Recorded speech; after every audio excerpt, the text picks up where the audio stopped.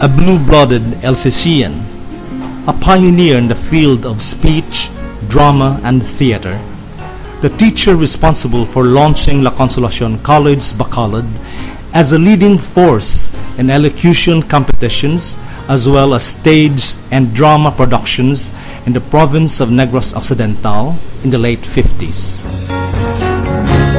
Intensive training in these disciplines and her endeavor to put up a speech laboratory, then the first of its kind in Bacolod City, enhanced the innate talents of her students, developing their confidence and self-esteem that would later serve them in good stead in their chosen career.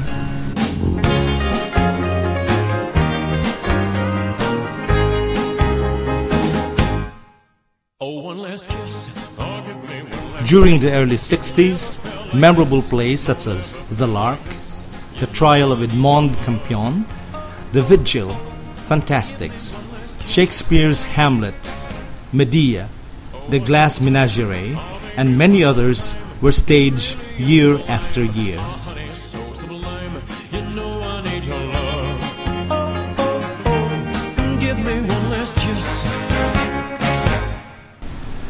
Drama and theater reached its peak in the late 60s and early 70s.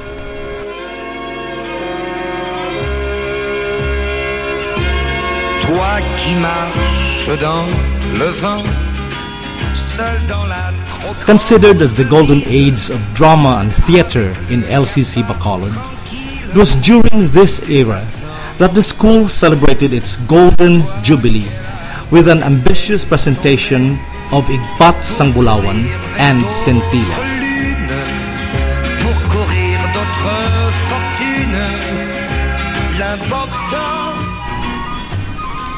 Meanwhile, under her tutelage and direction, the students excelled in debate, oratory, and declamation, winning in competitions such as The Voice of Democracy and other competitions sponsored by civic organizations and PRISA.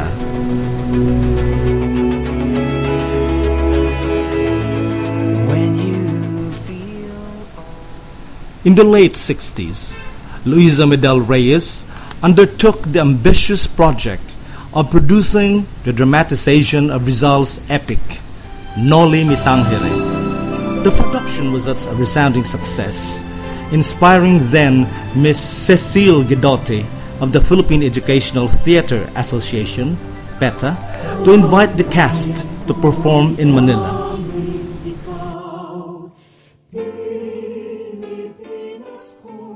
The play will go down in the annals of school history as the first and only play of LCC to be presented at the Raja Sulaiman Theater in Fort Santiago. By the 1970s, responding to the growing voices of dissent against the repressive Marcos dictatorial regime, Luisa Medel Reyes decided to take an active role in the fight for human rights. Not surprisingly, she used drama as an instrument to present social issues through the theater of the street. Fearlessly, she dramatized the exploitation of laborers and farmers in the haciendas in street theater.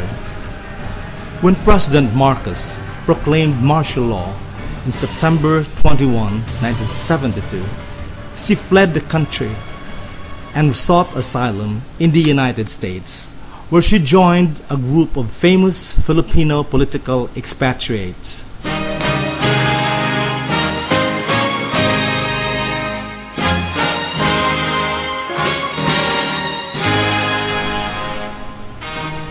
Though an exile, she continued her theater path by joining La Mama, a small but close-knit theater company in the bohemian part of Lower Manhattan. It was in this group that she met and later married Henry Howard.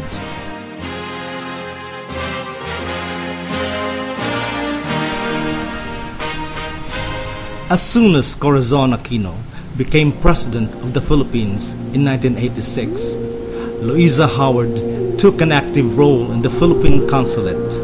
Appointed cultural attaché for a year, Mrs. Howard undertook projects such as sponsoring exhibitions of the works of Filipino artists and actively supporting concerts of Filipino musicians.